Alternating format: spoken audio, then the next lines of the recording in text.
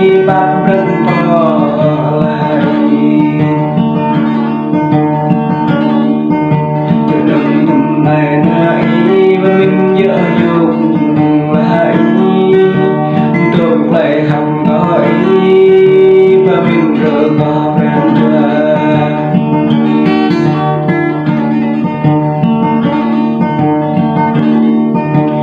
Cậu tình ý chứ không có nghe ý. Cậu rời này là ý của bạn đó nào là ý. Cậu hãy có là cần biết bao lùi im tình ý. Cậu có khá rơi biết bao lùi lặng là ý.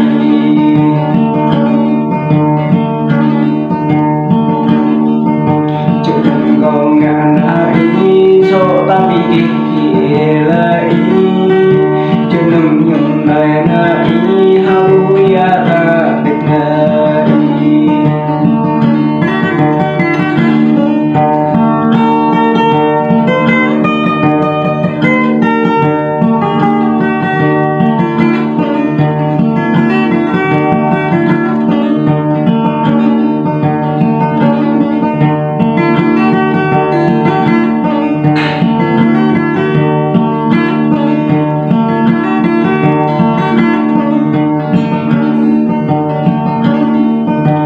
Cậu tình ý của bạn có từng nghèo này để cậu nè này đã có đăng tổ lại.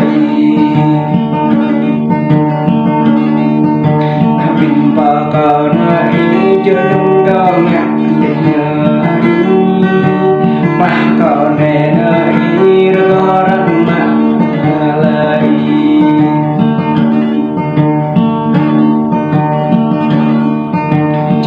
Cậu ngàn hỏi cho năm những ngày gần nhau rồi có cậu để hoang mang rồi có cậu để hoang nghi.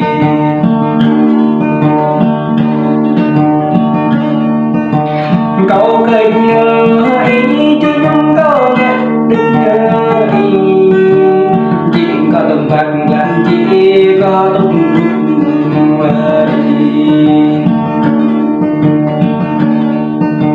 cậu cần ý bác lan thuật lại. Nhưng họ đã nuôi tôi về cho năm gần này lại.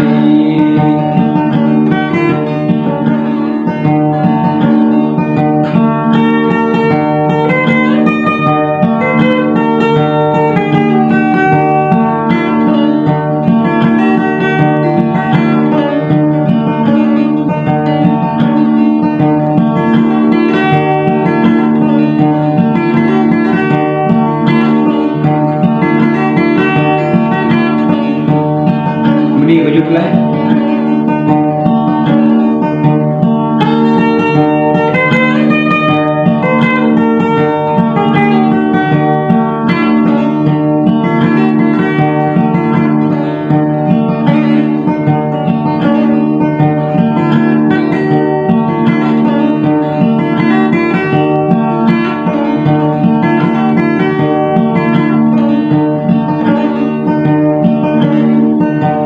Cậu cần ý chứ không có nghe ý và mình rằng chưa có ý tâm vì rung răng ý và mình phải rằng có ý rồi có ta tình tình ý chứ nhưng có ngàn ý ai thể vừa đó.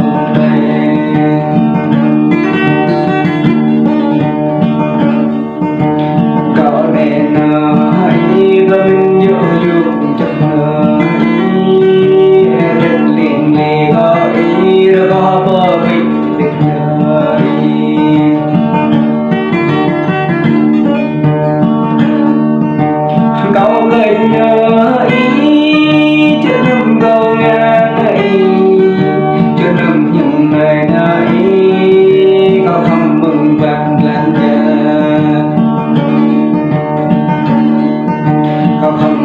bật lần toa không mừng lo ca đê hụi lệ đằng cha mã hụi lệ đằng duy không